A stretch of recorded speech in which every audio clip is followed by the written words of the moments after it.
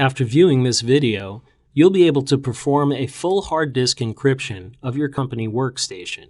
Select a workstation on which you wish to perform the full disk encryption and double-click it. You'll see the workstation's details appear. Click the Full Disk Encryption button to start a wizard, which will guide you through the process of encrypting a workstation. Based on the workstation's system, hardware, or other information which is available to the enterprise server, a basic compatibility check is performed, and if no incompatibilities are found, you can select a start mode to proceed. Normal start mode means the encryption starts normally, with all safety checks enabled, and does not require a workstation reboot. Safe Start mode means that additional pre-boot tests will be performed before the encryption can begin, and the workstation must reboot before the actual encryption can start. On the next screen, select the first full disk encryption user. After the encryption starts, you have the option to add other users. Please note that the first user has to be already activated on the workstation and have a license which supports full disk encryption. Next, you'll need to define pre-boot credentials and settings. Start by defining the username and password. In this step, you can also set the number of password and recovery password attempts.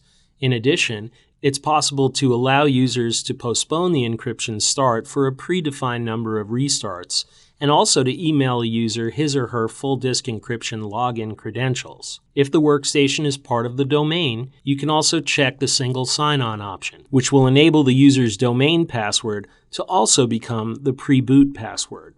In the next step, you'll need to define admin credentials so that the admin is able to log into the workstation even in cases where the user forgets the password and incorrectly enters the recovery password. Now you can select which disks, or even which partitions, will be encrypted.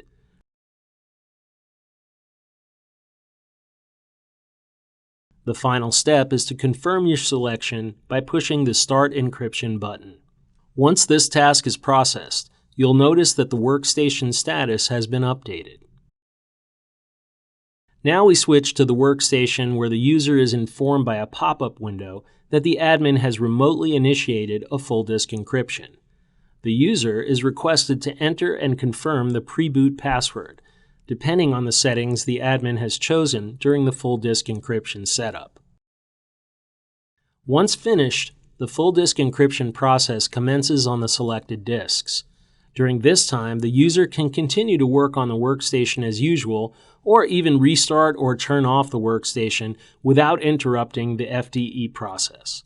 If the machine is turned off before the encryption completes, during the subsequent computer restart, the user is requested to enter the pre-boot username and password in order to use the computer. After a successful login, the full disk encryption process will continue where it has stopped. It will be paused during the first 5 minutes after the computer start so that it doesn't slow down the workstation, and will resume after that. After the whole disk is successfully encrypted, the user is notified of that fact with a taskbar pop-up message.